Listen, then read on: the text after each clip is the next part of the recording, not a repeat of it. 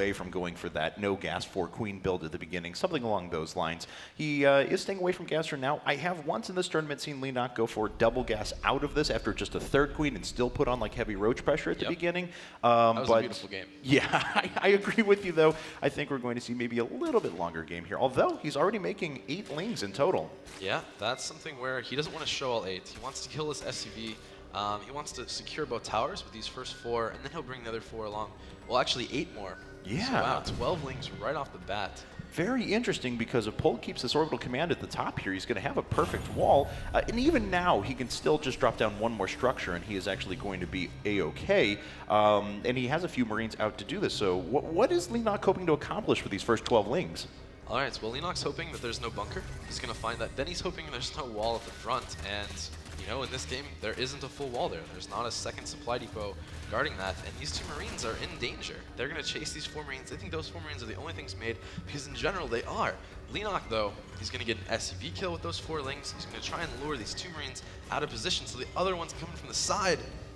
Oh, and it's revealed, and he has to sacrifice a couple of his Marines just to get this done. So now he has to hold on for a little while. Gonna get the bunker? Yeah, the supply depot off the left-hand side is taking so much damage. He's putting another one right behind that, and already Leenock has done a considerable amount of damage here. A very smart decision. There's actually an engineering bay coming up because of how quickly it accumulates hit points. It can hold on for a little while longer. But another supply depot off to the right-hand side is actually taking more damage. SCVs get to it just in time, and Polt holds on, at least for the time being. He's pumping out a couple of units. Now he has a Hellion, and he pushes back to Zerg lings. Wow, what an amazing, really early game pressure by Leenock, and a really nice hold. Throwing down an engineering bay, throwing down 2 supply depots, healing just the last second for those SCVs. So it's going to be a hectic game. It is going to be a hectic game, and that did basically what Leenock wanted, because look how far delayed now Polt is. He's trying to put up whatever he can. He's putting down a 3rd command center so he can start to catch up on economy and workers, but that kind of put him in a rough spot. Yeah, if you look at supplies, it's 54 supply to 30, which isn't that big of a deal, because there are 3 command centers up, 3 mules, and if you look at the workers, it's actually 41 workers to 22, 41 drones to 22 SCVs, so that is actually a pretty big deal. So Leenock getting another early game advantage off of making a weird choice of so many lings, or a good choice. Yeah, you know, but Polt's doing something that we actually saw out of both our Terran players last night in Code S round of 4. He's deciding to put down 2 factories. He's got one with a tech lab here in a second. We may see that 3 Hellion at a time big push in just a second with Blue Flame. We'll see if he decides to go for something different. Polt is a kind of player who can throw some weird looks at you, but that's what I would be expecting, at least at this point. Yeah, and Leenock making a macro hatch before his 3rd. This is something we've seen a lot from Leenock. In this sort of play, his goal is to get a whole bunch of drones off of this, saturate his 3rd base very quickly when he makes it, and to just have a surprising amount of units. Because most Terrans will think, well, the 3rd base isn't up, that's just their 3rd hatchery.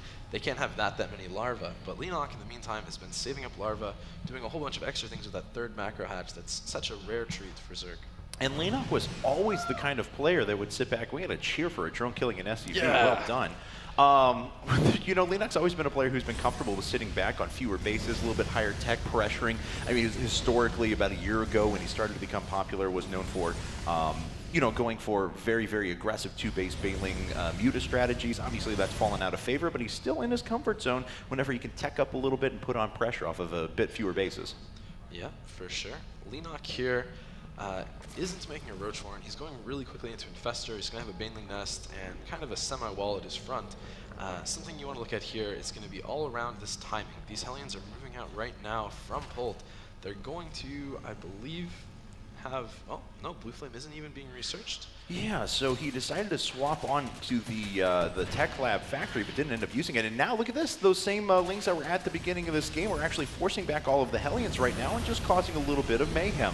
Not going to do all that much damage, but again, annoying. Again, delaying these Hellions that Polt wants to be pressuring his opponent with right now. Yeah, and the big deal is seeing, too, whenever he got in with those lings, he saw that there weren't a whole bunch of Marines.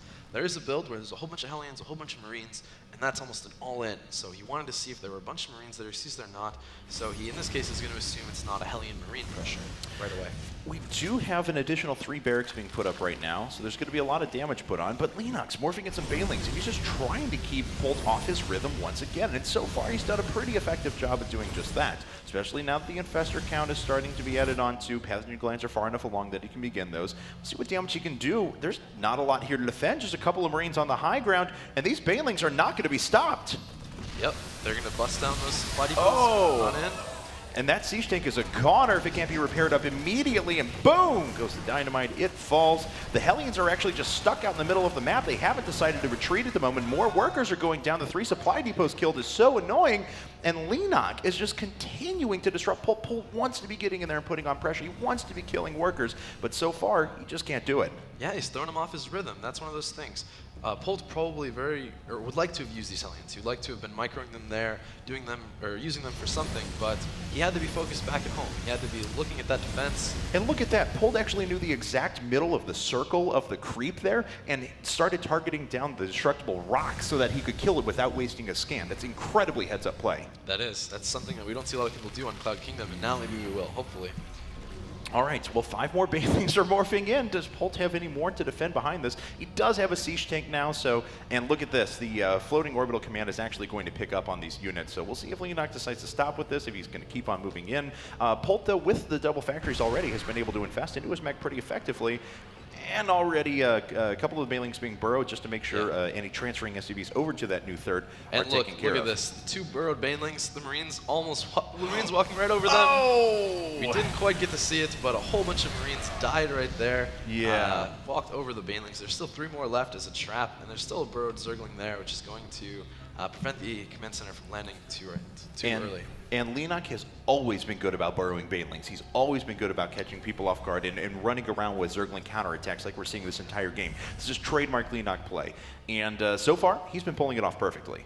Yep, I thought he was getting a little bit underestimating of Polt by trying to be attacking with those banelings again. But no, he knew just what to do to burrow them in such amazing places.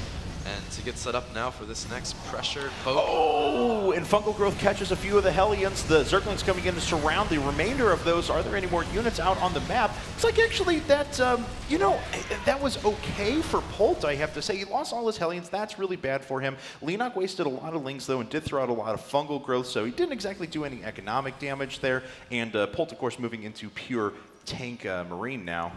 So something there is interesting. If you look at the Terran and how they produce, they only have so many factories. You usually want those factories to be making tanks.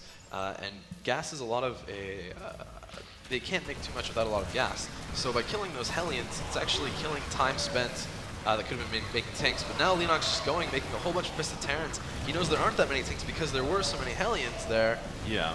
But it looks like there's still enough in decent enough positions that once again he's going to be able to hold back without really taking any economic damage. But of course, this was just energy for units now. So those infestors are out of energy. That is annoying. Leenock will have to sit back and wait for a little while. But if you look at his tech path, he's going up into Greater Spire already. He's going to be moving very far ahead, and he's not planning to move out again until those infestors are going to be back at basically full energy. And look at this, the Zerglings just continue to roll through. They've already picked off 1 tank. Again, good spread on these units. 2 tanks do eventually fall, and that's very annoying for Polt to have to deal with. So, you know, I mean, even if Leenock isn't trading the most cost effectively with these Lings, he doesn't care. He's taking the whole map. He's keeping his opponent pinned on 3 bases. He can't move anywhere. Keeping him defensive, still getting upgrades, maybe even slowing down the Terran upgrades because he's kind of panicking a little bit, thinking he needs more units. Can't spend the money on upgrades. Oh man, those burrowed banelings are still sitting there. The Marines are so close, and they get destroyed. So once again, I'm sure Polt's just sitting back like, are you kidding me right now? Right before the turret finished, too. And, oh, I know, that was a turret that was being built right in front, wasn't it? That's so annoying. Smart decision to use them right then.